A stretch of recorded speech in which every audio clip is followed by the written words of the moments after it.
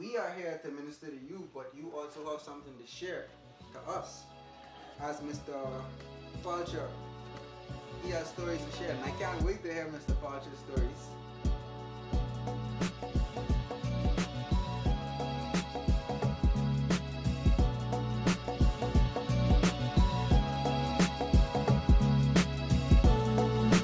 My name is Thomas George Fulcher. I was born in Kingston, Jamaica. I grew up, well, the first school I attended was Russell Primary School. And then I migrated to Alpha Boys School, where I completed my schooling and my growing years. I left school at age 17, and then I started to work at Captain Morgan's rum distillery. Can you imagine a place like that? Rum distillery. Then I was introduced to another job at the Jamaica Library Service by Sister Marie Therese, a Roman Catholic nun who raised me. And I transferred over to Jamaica Library Service. There I worked for about a year and 6 months. And then at age 18, I joined the Army, the 1st Battalion Jamaica Regiment, in the band section. So, although I'm a trained soldier, I specialize, and many of us soldiers are also trained soldiers, but we specialize in a trade area, a skilled area. Some are welders, some are in other areas of skills, Well, I was in the music era, right? I played a French horn. The French horn, if you know the French horn, right? I did 2 6-year stints in the Army.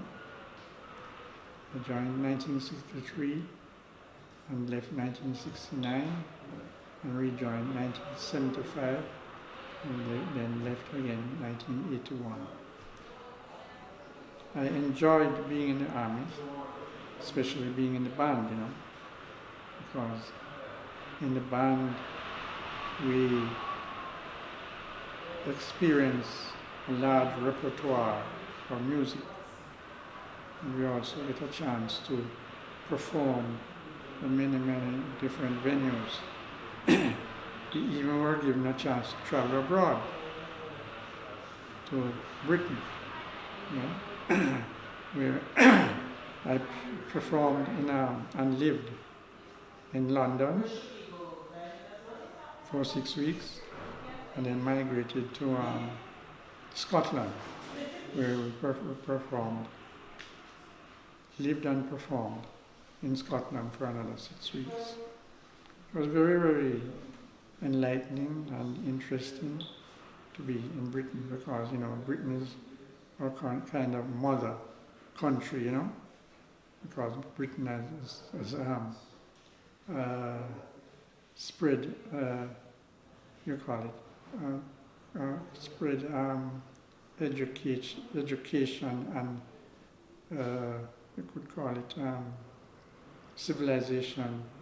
England spread education and civilization to literally the rest of the world, right? So therefore, if you want to know in detail what I did, well, it's different, Okay? Keith? Sorry, yes. If you want to know in detail what I Okay. did. Yeah. Yes, go ahead. You want me to ask you another question, or you can? You ask a question and I Okay. answer. All right. So, being in the army, which army was this? You said. Tell us more about the army as relates to. Oh well, I was a member of the 1st Battalion Jamaica Regiment. Okay. Was that now? Can you sit back, so, because for the short sake? Thank you. Right. Is that now the defense force? Yeah, Jamaica Defense Force. Okay, so you all work closely with the army in England. Is it Well, that? the army in England trained us, you see. But after a while, when we reached a certain level in our skills and our training, we took over and did things on our own. You see, but we still have a few, maybe at this time I'm not so sure, Yeah. but I still have English military officers still around. But at the time I was leaving, there were a few English military officers, maybe a major here and a captain there, that sort of thing. So you're saying that you were in the first batch when they first formed the army in Jamaica? Yes, I was part of the first batch. Okay. And what First battalion.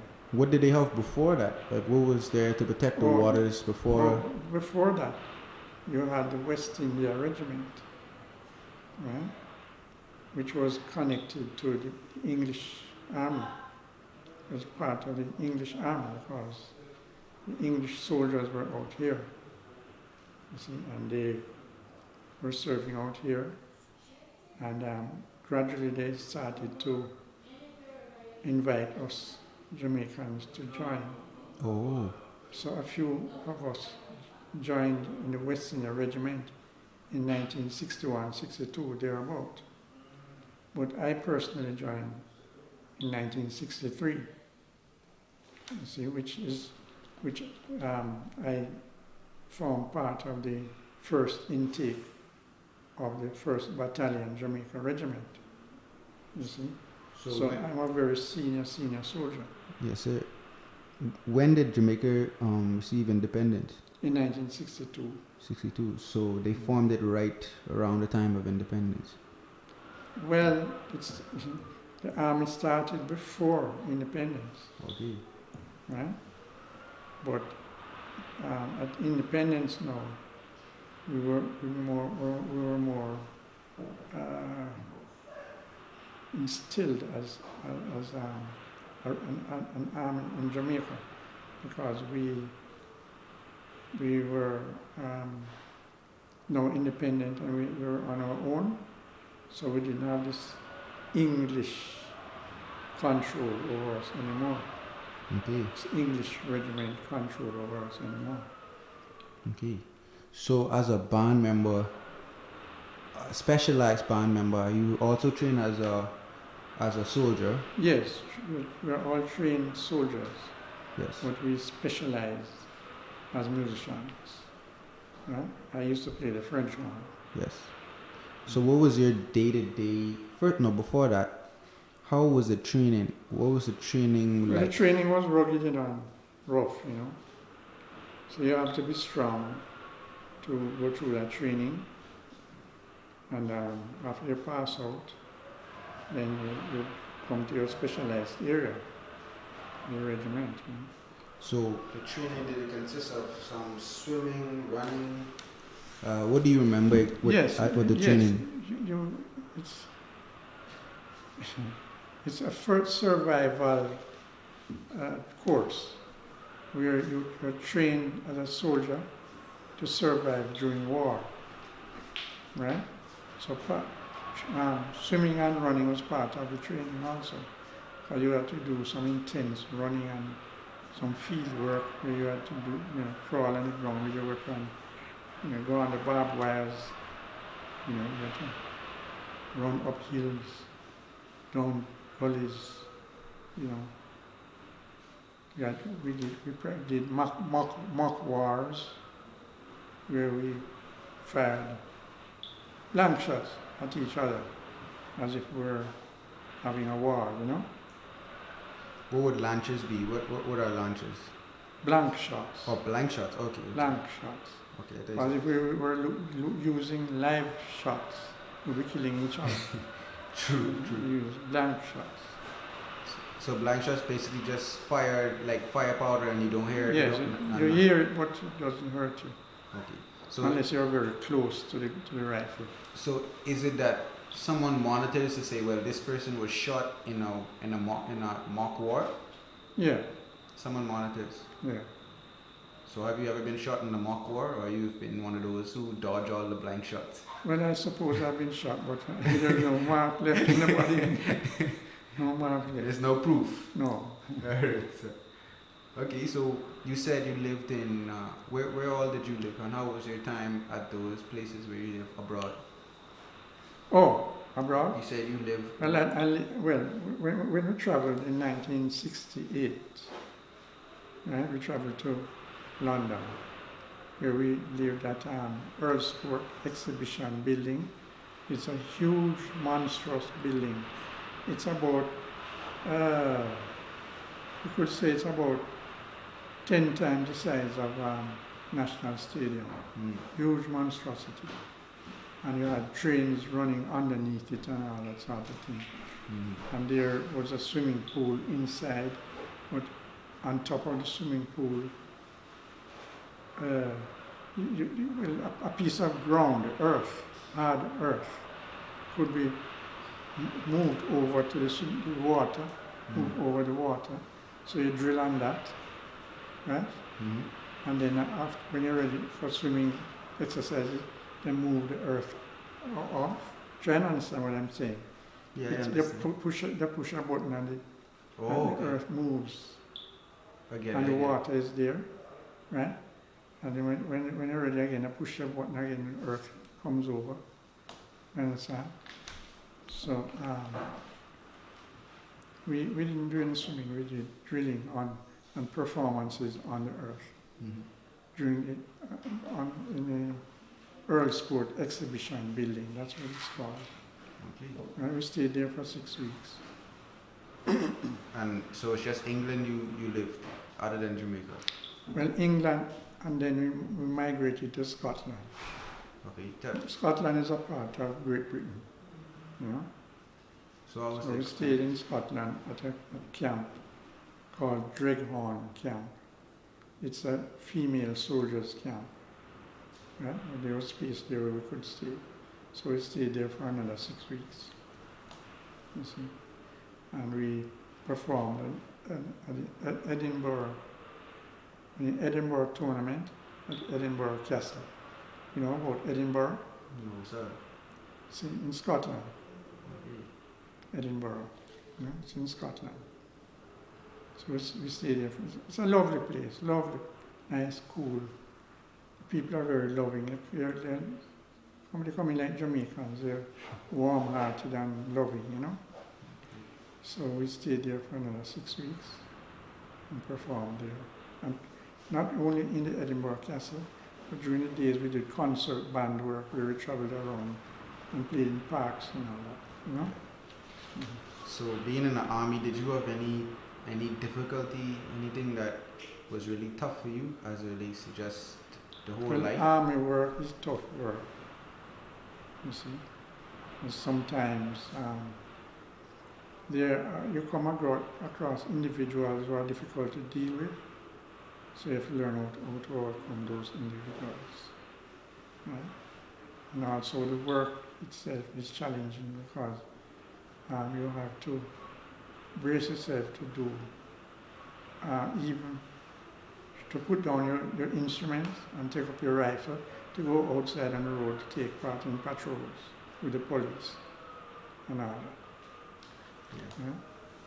So your day-to-day, what was a regular day-to-day thing for you? Like As a bandsman?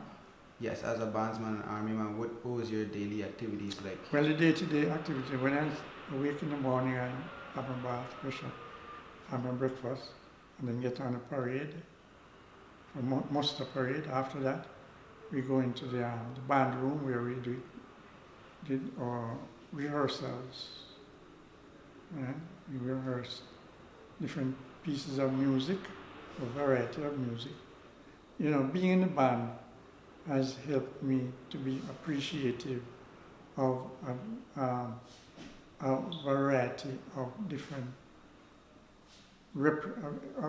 types of music. So as a result now, I'm able to appreciate a wide repertoire of music. Yeah? But before being in the band, I could not appreciate this wide variety of music. You understand? Yeah. So what is your favorite genre of music now? Yeah? You have a favorite genre that you learned or maybe that you played now that you still appreciate most now? Well, I appreciate church music and classical music now. Mm. Okay. Any particular song or? No, wide range of church music Okay. and classical music. Wide range. Yes, wide range. Okay. You have any particular one? You know? When was the last time you played the French horn? Oh, donkeys years ago. Donkeys years ago. Yeah. You know, Okay. years ago. Okay, so tell us a little about your family life. Oh, well, I got married to a lady in 1975, thereabout. 75, 76, thereabout. We had 7 children, 1 died, 4 girls and 3 boys. Okay. Girls and boys grew up. We raised 6 girls and, no, the girls raised 3 girls and 3 boys, 6 children in all. Yeah. They've all passed the worst now. They're out on their own, doing well. Yeah. So, That's good. I hear from them from time to time. Yeah. The girls are still out here in Jamaica while the boys are in the States. Okay. 1 boy in Salt Lake City. No, sorry. 2 boys are in Salt Lake City. 2 sons are in Salt Lake City. And 1 is in Tampa, Florida. Okay. The one in Tampa, Florida is doing nursing. He's a nurse, you know. Good. So, how did being in the army affect how you raise your children? Like, did that impact the way your Well, philosophy? it affected me in that I was able to raise them not in a very severely strict way, but I was able to raise them in a disciplined type of way, right? So that it has proven now it had been best for them, the type of training I gave them, because they have all passed the worst, and none of them are stragglers out there. They're all ambitious young people. Yes. You know. So, it's the last question. What lessons have you learned from your service in the army, and what lessons have you learned that you could share with persons who may never be able to have the experiences that you had? The lessons I learned is that it is best to be a disciplined person, and also I've learned that it is best to bring up your children in a disciplined way, so that they can become profitable, prosperous and profitable citizens to your country.